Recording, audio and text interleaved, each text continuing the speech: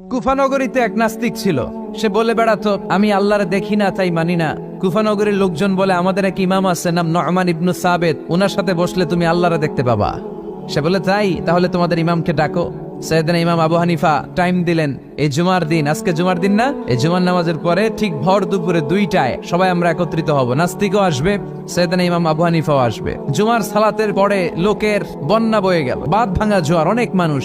নাস্তিক এসেছে, লক্ষ লক্ষ লোক এসেছে, আসে নাই ইমাম আবু হানিফা। আসে না আধা ঘন্টা, 1 ঘন্টা, 2 ঘন্টা পরে আসছে।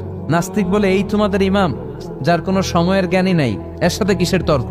সাইয়েদনা ইমাম আবু হানিফা বলে, ইনদি উযর, আমার ওযর আছে। কি ওযর?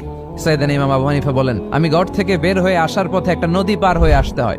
আজকে এসে দেখি নদীর মধ্যে কোনো মানুষ টানুষ নাই, নৌকা নাই, মাঝি নাই, কিচ্ছু নাই। তো হঠাৎ দেখলাম পাশে বিশাল বড় একটা গাছ।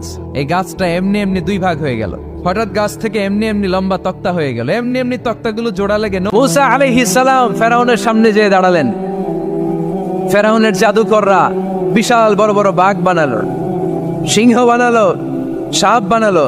মূসা আলাইহিস সালাম দেখে ভড়কে গেলেন, ভয় পেয়ে গেলেন। আল্লাহ বললেন, মূসা ভয় নাই, তোমার লাঠিটা খালি ফেলো। কি ফেলো? মূসা আলাইহিস সালামকে একটা লাঠি দিছে কে? লাঠি ফেলার সাথে সাথে মুহূর্তের মধ্যে হাইয়াতান তাসআ, বিশাল এক অজগর সাপ। এই বিশাল অজগর সাপ ফেরাউনের জাদুকরদের বানানোর সব ভাগ, ভাল্লুক, সিংহ আর সাপগুলো রেখে বিশাল ফানা ধরে আছে। আর সাপ বলতে শুরু করেছে, আর কি আছে নিয়ে আয়। সুবহানাল্লাহ কইতে পারলেন না?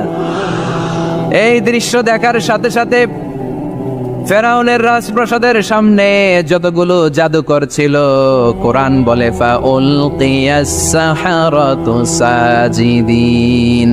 এই দৃশ্য দেখা মাত্রই ফেরাউনের নিয়ে আসা বড় বড় জাদুকরগুলো মুসা